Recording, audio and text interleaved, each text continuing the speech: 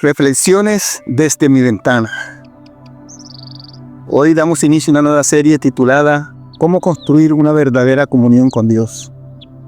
Y nuestro pasaje bíblico se encuentra en Primera de Juan, capítulo 1, versículos 1 al 4. Dice así la bendita y sagrada palabra del Señor. Lo que era desde el principio, lo que hemos oído, lo que hemos visto con nuestros ojos, lo que hemos contemplado y palparon nuestras manos tocante al verbo de vida, porque la vida fue manifestada y la hemos visto y testificamos y os anunciamos la vida eterna, la cual estaba con el Padre y se nos manifestó. Lo que hemos visto y oído, eso os anunciamos, para que también vosotros tengáis comunión con nosotros.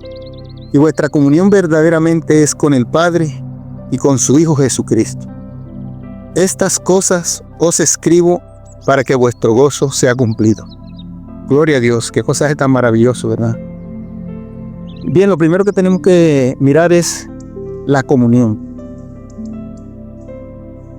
¿Qué opinamos de la verdadera comunión? Bueno, empecemos mirando el concepto de la iglesia tradicional. Ellos dicen que la verdadera comunión se obtiene a través de una ceremonia llamada la primera comunión y que desde entonces ya la persona queda de por vida con una comunión con Dios. Pero nosotros sabemos que eso no es así, ahorita después lo voy a explicar. La opinión popular. ¿Qué dicen las demás personas? Dicen que todos tenemos comunión con Dios, todos disfrutamos de una verdadera comunión con Dios, porque Dios es bueno, y Él es nuestro Padre, y Él nos ama en gran manera. Y eso es verdad, que Él nos ama, que Él es bueno, que nos ama en gran manera, eso es verdad. Pero es que hay un problema, el problema del pecado. El pecado nos separa de Dios. Sabemos que Dios, la primera pareja que Él creó, los puso en el huerto del Edén. Y allí ellos disfrutaban de una verdadera comunión con Dios. Todo era perfecto, era una comunión perfecta. Pero ellos desobedecieron a Dios y desde entonces ellos perdieron la comunión con Dios. La comunión se rompió entre ellos y Dios. Entonces, desde entonces la humanidad, dice la palabra que por cuanto todos pecaron están destituidos de la gloria de Dios. Y no hay ninguna otra manera de restaurar la comunión sino a través de Jesucristo. Porque nuestras obras, nuestras buenas obras no califican, sino la obra de Cristo. ¿Por qué? Bueno, porque Dios es un Dios santo, santo, santo, 3 veces santo. Y nosotros por causa del pecado vivimos apartados de Dios. Hay un abismo, hay un inmenso abismo entre Dios y nosotros. Y solamente por medio de Jesucristo se puede solucionar este problema. Se puede restaurar esa comunión. La imagen que se perdió en el huerto del Edén solamente se recupera o la recuperamos a través de Jesucristo. Y es a través de Él que se restaura esa comunión. Porque dice la palabra de Dios que ningún ser humano podrá justificarse delante de Dios por las obras de la ley. Porque dice que nuestras obras delante de Él, cuando alguien quiere justificarse delante de Dios por las buenas obras, dice que nuestras obras delante de Él son como trapo de inmundicia. ¿Y qué quiere decir ahí ese trapo de inmundicia? Bueno, en la época antigua, el trapo de inmundicia eran esos paños de tela con que limpiaban la pus de los leprosos. Y también se refiere a los paños que retiraban las mujeres en su periodo menstrual. A eso se le llamaba trapo de inmundicia. Y eso es para desechar, ¿cierto? Bueno, entonces, eso es lo que pasa con una persona cuando trata de justificarse delante de Dios por las obras de misericordia o por las buenas obras. Es desechado porque eso no califica. Lo único que califica para tener una comunión con Dios es la obra de Cristo. Y voy a explicar por qué. Porque Dios es un Dios eterno. Y por lo tanto nuestra deuda con Dios es una deuda eterna.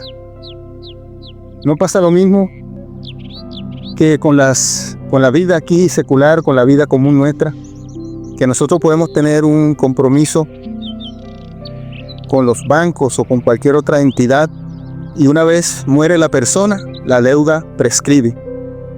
La deuda automáticamente desaparece, es saldada. Pero con Dios no es así, porque nosotros morimos y un día vamos a presentarnos delante de Dios y ahí está la deuda vigente. Por eso no bastaba la muerte de ningún hombre, por puro y justo que fuera. Tampoco un ángel pudo morir por nosotros.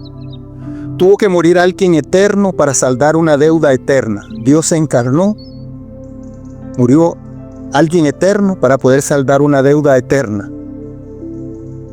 Y cuando aceptamos a Jesucristo como Señor y Salvador, cuando lo hacemos verdaderamente, entonces somos revestidos con la justicia de Cristo. De tal manera que llegamos delante de Dios justificados por la muerte de Cristo en la cruz del Calvario, porque Él pagó el precio de nuestro pecado. La ira de Dios cayó sobre Él, el justo por los injustos para llevarnos a Dios, dice la palabra. Mas Él herido fue por nuestras rebeliones, molido por nuestros pecados, el castigo de nuestra paz, es decir, lo que disfrutamos hoy en día, de esta comunión y esta paz con Dios, el castigo de nuestra paz fue sobre Él, y por su llaga fuimos nosotros curados, por su muerte en la cruz, porque Él pagó un alto sacrificio por nosotros. Y esa es la única obra que califica para la salvación, para que nosotros podamos tener comunión con Dios. Pero como seguimos en este cuerpo de pecado, la comunión en cualquier momento se halla afectada entre Dios y nosotros. Y ustedes saben que todo en esta vida gira en torno a las relaciones. Si tenemos buena relación con Dios y con las demás personas, todo marcha bien. Pero si tenemos mala relación, todo marcha mal. Entonces, es por medio de Jesucristo que podemos construir y mantener esa verdadera comunión. Después de aceptar a Cristo, somos llamados a permanecer. Evangelio de San Juan, capítulo 15. Ahí aparece la palabra permanecer, permanecer, permanecer. Esa es la palabra clave en ese pasaje. Y la segunda palabra es fruto. Fruto es consecuencia de permanecer. Si permanecemos en Dios, entonces llevamos fruto. Y el primer fruto es que nuestra vida es agradable delante de Él. Y vivimos en esa comunión con Él, en esa relación maravillosa. Entonces, nos damos cuenta que no es a través de una ceremonia, no es a través de las obras de misericordia o de las buenas obras que nosotros podamos tener delante de Dios, no es a través de eso, sino a través de la obra perfecta de nuestro Señor Jesucristo. Por eso la salvación es algo muy amplio y es un regalo. La salvación no se gana ni se merece.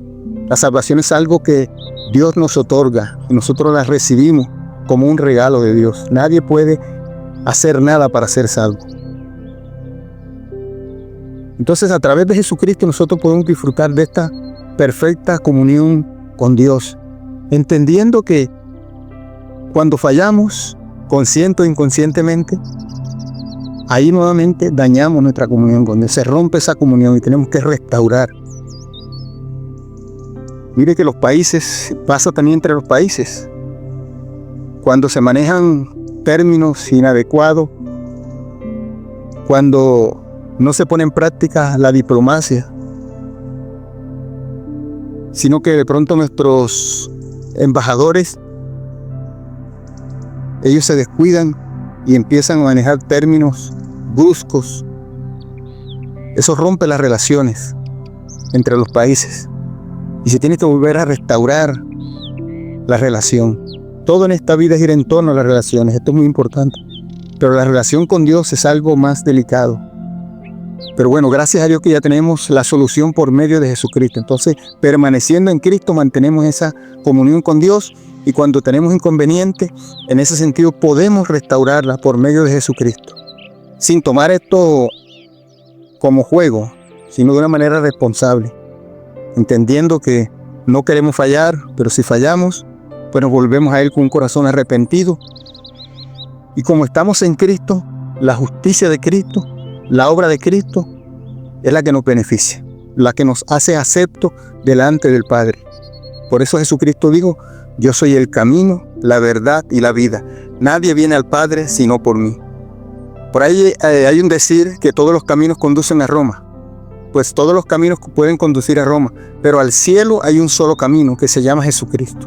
Todo está inmerso en la persona de Jesús. Él dijo, Juan 14:6, Él dijo: yo soy el camino, la verdad y la vida. El camino al cielo. La verdad. ¿Quién tiene la verdad? Jesucristo. La vida eterna, Jesucristo. Todo está inmerso en Jesús. Por eso dice la palabra: el que tiene al Hijo, lo tiene todo. Por eso Pablo le dice a los colosenses: y ustedes están completos en Él, que es la cabeza de todo principado. A Él están sujetos ángeles, autoridades, sean tronos y dominios. Todo está sujeto a Él. Todo fue creado por Él y para Él. Y Él es antes de todas las cosas, y todas las cosas por Él subsisten. Es a través de Jesucristo. Es el mediador entre Dios y los hombres. Dice que hay un solo Dios y un solo mediador entre Dios y los hombres, Jesucristo hombre. No existe otra manera. Entonces esto sí tiene que quedar bien claro. La verdadera comunión se obtiene, se construye y se mantiene a través de nuestro Señor Jesucristo. Qué maravilloso es Dios, ¿verdad? Que Él nos da los medios. No nos dejó en la derrota, no nos dejó en la condenación, sino que Él hizo provisión, porque dice la palabra que el Cordero fue preparado desde antes de la fundación del mundo. Ya Dios tenía todo preparado para nuestra salvación. Entonces a través de Él que nosotros podemos vivir en esa verdadera comunión. Y vamos a seguir mirando de qué manera podemos nosotros, porque ya el regalo, ya la obra fue realizada. Cristo murió por nosotros. Él resucitó y Él nos ofrece este regalo de la vida eterna. Ya depende de nosotros. Pero lo primero que tiene que hacer una persona es aceptar a Jesucristo como Señor y Salvador. Y de ahí en adelante permanecer en el Señor Jesucristo. Entonces vamos a seguir mirando, en el próximo podcast vamos a seguir mirando el ejemplo de Jesús y los discípulos en el tema de la verdadera comunión. Dios les continúe bendiciendo. Sigan disfrutando de las bendiciones de Dios.